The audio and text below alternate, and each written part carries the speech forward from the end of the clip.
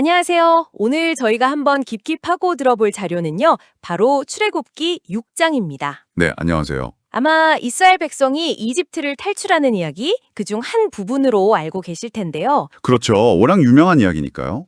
네, 오늘은 그 중에서도 가장 절망적인 순간에 어떻게 이야기가 극적으로 확 바뀌는지 그 안에 숨겨진 장치들을 하나하나 짚어보려고 합니다. 네, 오늘 저희가 다룰 이 부분의 배경이 정말 중요하거든요. 그렇죠. 모세가 파라오한테 가서 우리 백성 보내달라 처음으로 요청했다가 보기 좋게 거절당했죠. 거절만 당한 게 아니잖아요. 네, 거기서 그치지 않고 파라오가 오히려 이스라엘 백성의 노동 강도를 확 높여버립니다. 집도 안 주면서 똑같은 양의 벽돌을 만들려고 하니까요. 상황이 나아지기는커녕 완전 최악으로 치달은 거네요. 맞습니다. 리더인 모세는 백성들한테 원망 듣고 백성들은 고통에 신음하고. 모두가 희망을 잃어버린 그야말로 암흑 같은 시점이네요. 네. 그래서 오늘 저희의 목표는 이 칠흑 같은 절망 속에서 어떻게 다시 희망의 불씨가 지펴지는지, 그리고 갑자기 툭 튀어나오는 것 같은 그 길고 지루한 족보 있잖아요. 아, 네네, 그 족보요. 그게 사실은 이 이야기의 핵심 열쇠라는 점을 함께 풀어보는 겁니다. 자, 그럼 이 절망의 한복판으로 한번 들어가 볼까요? 좋습니다. 1절부터가 아주 인상적이죠. 모든 게 다 실패로 돌아간 것 같은 바로 그 순간에 신이 모세에게 이렇게 말합니다. 이제 내가 바로에게 하는 일을 네가 보리라. 와, 이건 거의 선전포고 수준인데요? 그렇죠. 마치 영화에서 주인공이 완전히 무너졌을 때 이제부터가 진짜 시작이야. 뭐 이렇게 말하는 것처럼 들려요. 딱 그 느낌입니다. 모든 게 끝났다고 생각하는 순간에 가장 강력한 약속이 등장하는 이 아이러니가 정말 흥미롭죠. 네. 그리고 그 선언에 이어서 3절에서 아주 중요한 자기소개를 합니다. 내가 아브라함과 이삭과 야곱에게는 전능의 하나님 엘 샤다이로 나타났으나 나의 이름을 여호와로는 그들에게 알리지 아니하였고 라고 말하죠. 아, 이 구절이 6장 전체를 이해하는 데 결정적인 힌트가 됩니다. 잠시만요. 전능의 하나님이나 여호와나 결국 같은 존재를 가리키는 이름 아닌가요? 물론 그렇죠. 그런데 굳이 여기서 이름을 딱 구분해서 알려주는 특별한 이유가 있을까요? 아주 좋은 질문입니다. 고대 사회에서 이름은요, 지금 우리가 생각하는 것 이상의 의미를 가지거든요. 어떤 의미죠? 그 존재의 본질, 성품, 정체성 그 자체를 담고 있죠. 이전까지 조상들에게는 엘 샤다이, 그러니까 모든 걸 할 수 있는 강력한 힘, 그 권능의 측면을 주로 보여줬다면요. 네. 여호와라는 이름은 그보다 훨씬 더 개인적이고 관계적인 의미를 담고 있습니다. 개인적이고 관계적인 의미요? 네, 이 이름은 스스로 있는 자, 그리고 언약을 기억하고 반드시 지키는 자라는 뜻을 내포하고 있거든요. 아, 그거 흥미롭네요.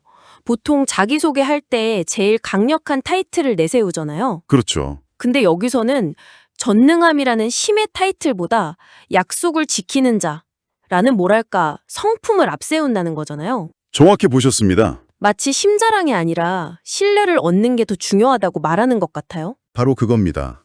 내가 너희 조상들이랑 맺었던 그 약속, 내가 잊지 않고 있었다.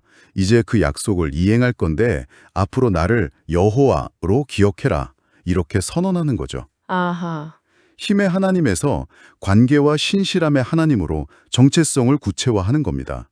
그래서 바로 뒤에 4절, 5절에서 가나안 땅을 주겠다는 옛 언약을 다시 상기시키고 백성들의 신음소리를 들었다고 말하는 거고요. 이름 공개와 언약 이행이 완벽하게 맞물려 있는 구조군요. 네, 맞습니다. 그렇군요.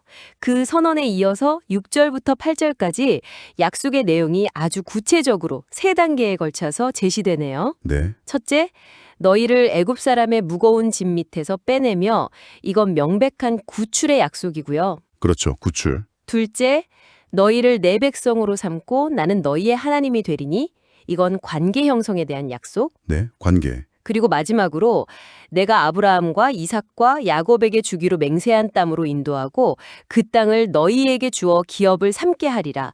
이건 확실한 미래 보장이네요. 맞습니다.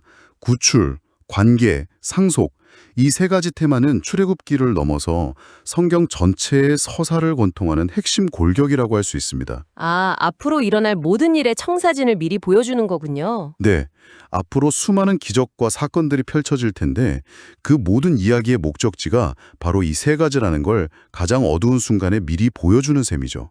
지금 당장은 비참하더라도 이 모든 과정의 끝에 뭐가 있는지 잊지 말라는 강력한 메시지입니다. 이렇게까지 엄청난 약속, 게다가 여호와라는 이름까지 걸고 한 약속을 들었으면 백성들이 환호하고 용기를 얻어야 할 것 같은데 그렇죠.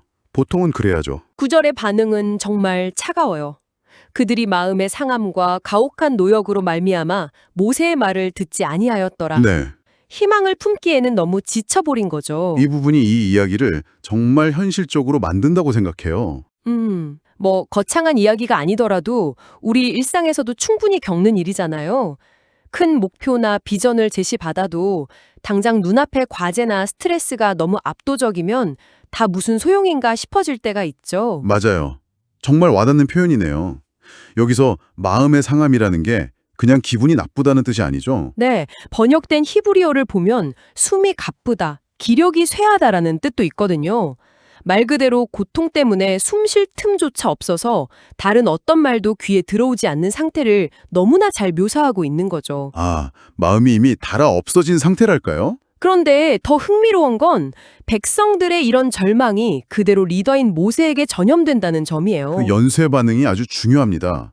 모세는 백성들이 자기 말을 듣지 않으니까 곧바로 자기 자신에 대한 깊은 의심에 빠져버려요. 신과 백성 사이의 다리 역할을 해야 하는데 양쪽 모두에게서 고립된 느낌이었겠네요. 그렇죠. 맞아요. 그래서 12절이람 나중에 족보가 끝난 뒤인 30절에서 거의 토시 하나 안 틀리고 똑같은 말을 반복해요.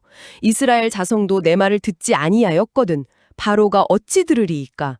나는 입이 둔한 자니이다. 네. 2번이나 반복하죠. 이 말을 2번이나 한다는 건 그의 자신감이 완전히 바닥났다는 증거 같아요. 여기서 입이 둔하다는 표현에 주목해야 합니다. 이게 단순히 저는 말을 잘 못합니다 정도의 겸손한 표현이 아니거든요. 그런가요? 네.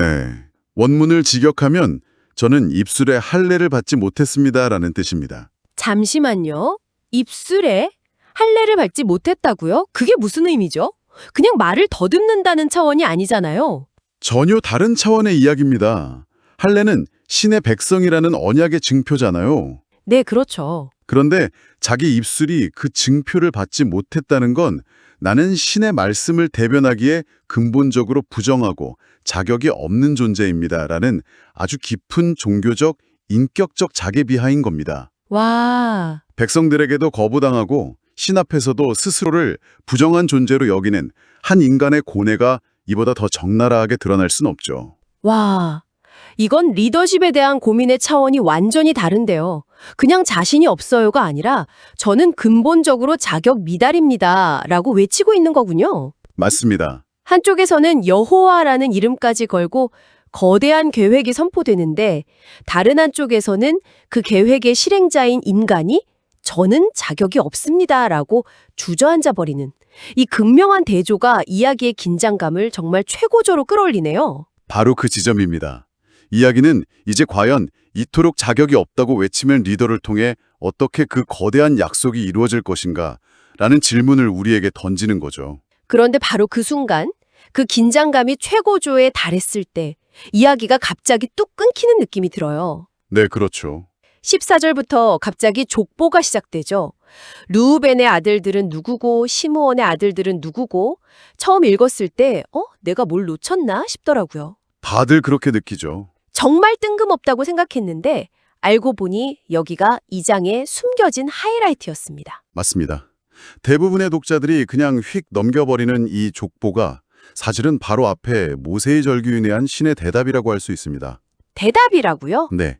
이 족보는 단순한 이름 나열이 아니라 모세와 아론의 리더십을 공인하는 자격증명서와 같은 역할을 합니다. 자격증명서요? 네. 맥락을 다시 생각해 보세요. 모세가 방금 뭐라고 했죠? 저는 입술에 할례를 받지 못한 자격 없는 자입니다. 라고 했잖아요. 네, 그랬죠. 백성들도 그의 리더십을 신뢰하지 않고요. 바로 그 순간에 이야기는 모세의 개인적인 감정이나 능력, 자신감 같은 내면의 문제에서 외부의 객관적인 사실, 즉 그의 혈통과 뿌리로 카메라를 확 돌려버립니다. 아, 모세의 리더십의 근거가 그의 능력이나 자신감에서 오는 게 아니라는 걸 보여주려는 서사적인 장치군요. 바로 그겁니다. 내가 어떻게 느끼는지는 중요하지 않다. 너의 뿌리가 어디에 있는지를 봐라 라고 말하는 것 같아요. 정확합니다. 족보의 구조를 보면 그 의도가 더 명확해져요.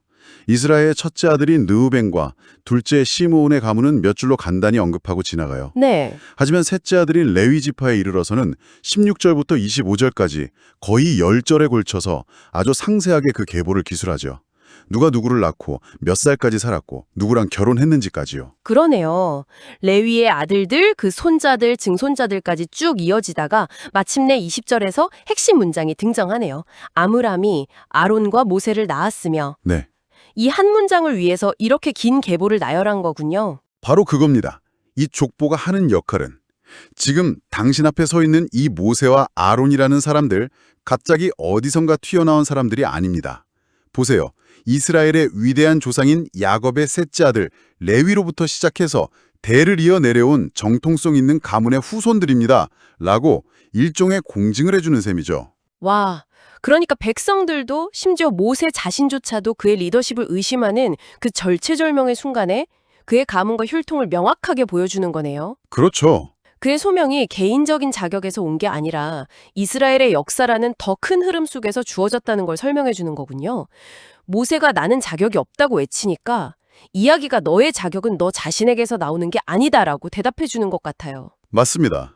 그래서 족보가 끝난 직후인 26절과 27절이 이 모든 것을 요약하면서 도장을 쾅 찍어줍니다. 아, 이스라엘 자손을 인도하라 하신 여호와의 명을 받은 자는 이 아론과 모세요. 그리고 바로에게 말한 자도 이 모세와 아론이었더라. 네, 바로 이들이다 라고 명확하게 지목하는 거죠.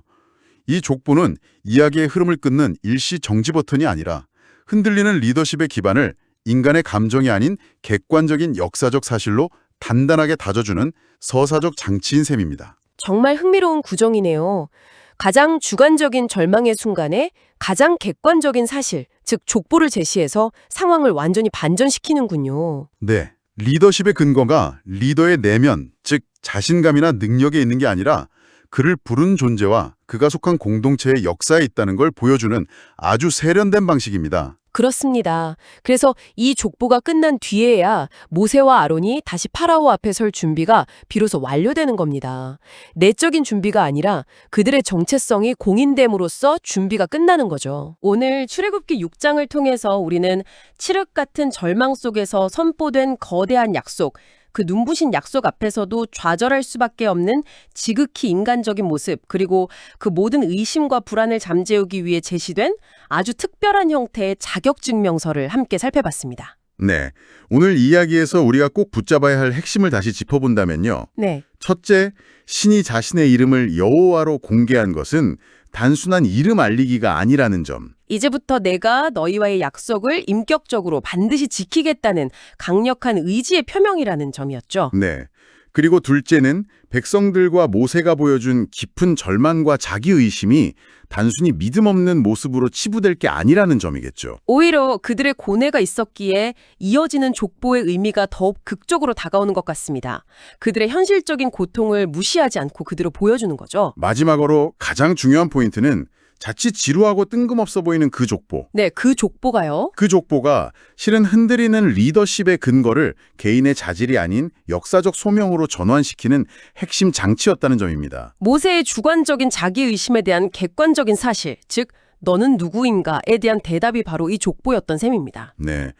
이 장은 거대한 신의 계획이 어떻게 한 개인의 연약함과 나는 자격이 없다는 자격지심을 뚫고 나아가는지를 정말 잘 보여주는 것 같아요. 그렇죠. 모세는 계속 자신의 둔한 입을 탓하며 주저했지만 이야기는 그의 말이 얼마나 유창한지가 아니라 그의 혈통이 어디에 뿌리를 내리고 있는지, 그리고 그를 부른 존재의 약속이 얼마나 확실한지에 초점을 맞추도록 우리를 이끌고 있습니다. 능력의 문제를 정체성과 소명의 문제로 전환시키는 거죠.